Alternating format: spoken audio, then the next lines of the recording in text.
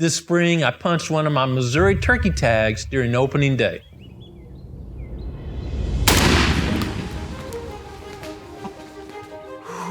In Missouri, hunters can only tag one tom during the opening week. So if you tag a tom during that week, you have to wait until the second Monday to hunt again. I was excited to get back out the second week and chase some toms. Missouri's turkey season occurs during the breeding season, and often, depending on whether you're in the northern or southern portion of the state, can occur during the peak of breeding season. And that can make hunting conditions relatively tough. During the peak of season, toms will set on the limb and gobble. Hens will come to them. They'll fly down and be silent because there's no need to gobble once they have hens with them. When this happens, I almost always start on a ridge top, the best vantage point for me to hear from. So when that tom gobbles, I can quickly figure out my strategy and move toward hunting that tom. During that second week of season, I hunted hard and had several encounters with groups of jakes. I really enjoy seeing groups of jakes because that's evidence there was a good hatch the previous spring. Turkey populations are down in many states, but here at the Proving Grounds, we've had good hatches year after year. And I believe that's due to the hard work we do to trap and remove predators and improve turkey habitat. Even though it was great to see the jakes, I was looking for a tom. During the early morning of May 7th, Clay and I had returned to Boomerang Ridge and started near a food plot we call Boom Back. It was a beautiful, clear morning, but we didn't hear many gobbles.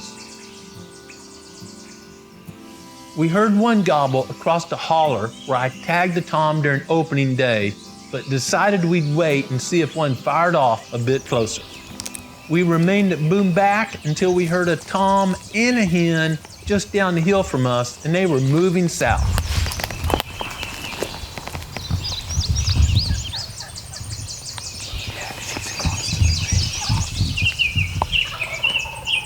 So was he now. Let's think this through. I mean, we're not going to call him away from that hen, so we might as well wait a little bit.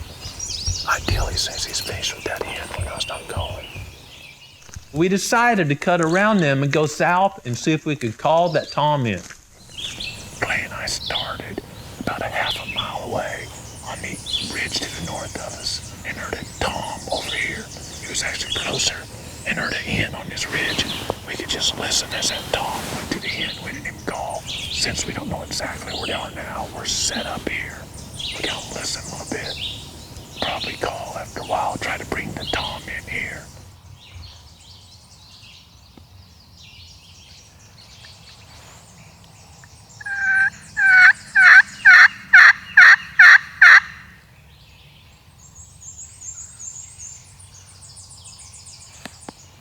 We sat there till about 9:30 and called every now and then, but never heard or saw from the tom or hen. We did hear a tom gobble 2 ridges to the north and finally decided to hop in the Yamaha, cut the distance, and go after that tom. I knew from past hunts and Reconnex videos and images that toms tend to work down that ridge going west to east looking for hens during the mornings. Growing Deer is brought to you by Bass Pro Shops and Cabela's. Also by Reconnex, Eagle Seed, Winchester, Avian X Decoys, Lacrosse Footwear, Morel Targets, Hoyman, Hooks Custom Calls, Summit Tree Stands, RTP Outdoors, Yamaha, Fourth Arrow, Onyx Hunt, Scorpion Venom Archery, Case IH Tractors, Bloodsport Arrows, Code Blue, Decode, G5 Broadheads, Prime Bows, and Redneck Hunting Blinds. Once Clay and I arrived at the east end of Cave Ridge, we walked up to the ridge top and set up on an interior logging road, putting the Avian X decoys out in front of us. It's about 10:45 and Clay and I have had several setups this morning. Pretty much quiet on the ridges we were on, but we heard a tom a couple of times on another ridge to the north. So we think we heard him up here a good ways. We're just gonna sit here a little bit, see if we can pick him up and then start calling. Hopefully he'll come off the higher elevation down to this flat come into our setup.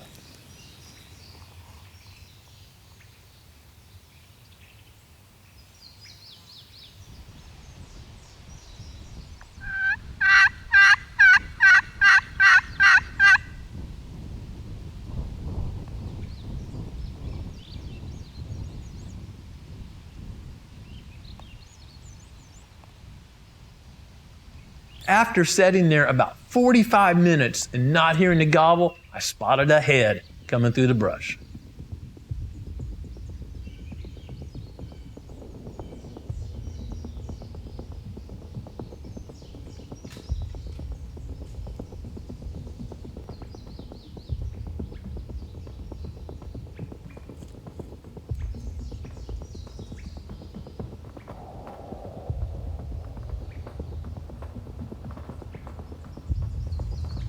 As toms often do on this ridge, he came down the side slope where he could barely see up. But once he locked on the decoys, he was coming right in to challenge that Jake.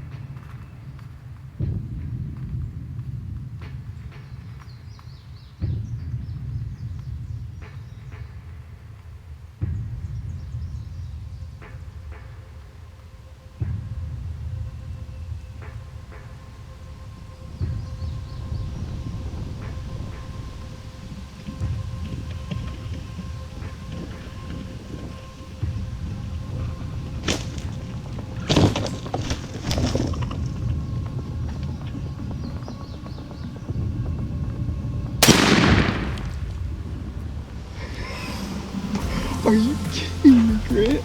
That thing has some hooks. Oh my goodness.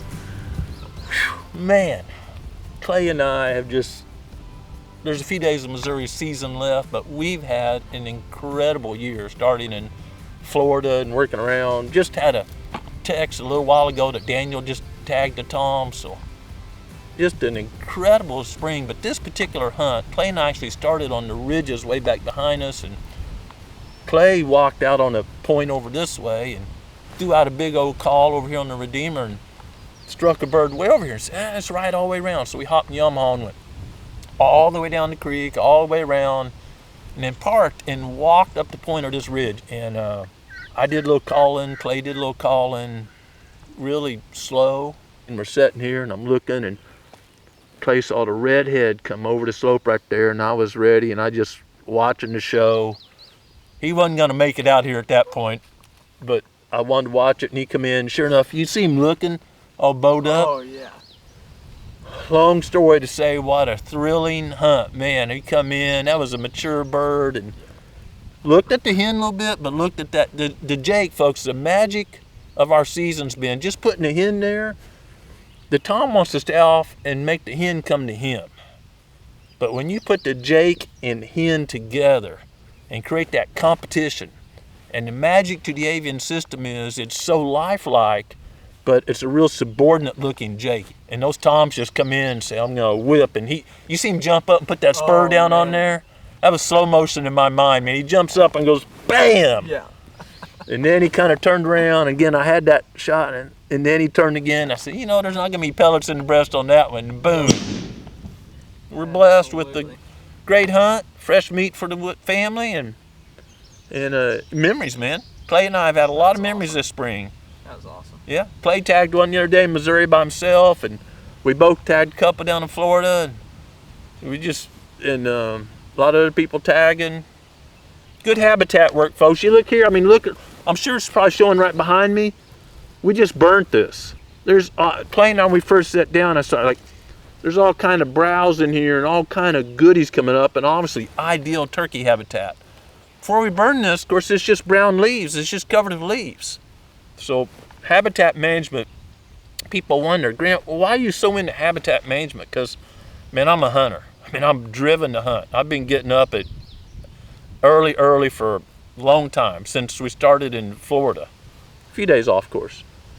And I manage habitat because I love really fun hunting in a target-rich environment. And have a target-rich environment, you need good quality habitat. Let's go check that thing out. I want to see that thing. I'm gonna unload.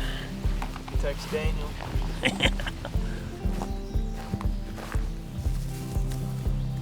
Woo! Clay, I didn't think he's gonna weigh much, but for a mountain bird at this late season, yeah, he is. Clay and I really enjoyed this hunt, and there's also a good lesson. If you recall, we moved to an area we thought we could call that tom in, but heard another tom gobbling. And when a tom's gobbling, he's looking for a hen. The tom we were hunting was with a hen, and we weren't making any progress with that tom that we knew of. So we took a gamble, took several minutes to move around, set up in an area where we thought a tom was actively seeking hens, and it paid off with fresh meat for the Woods family. Patience was another key to this hunt. Once we got in the area, the tom never gobbled, even after I called.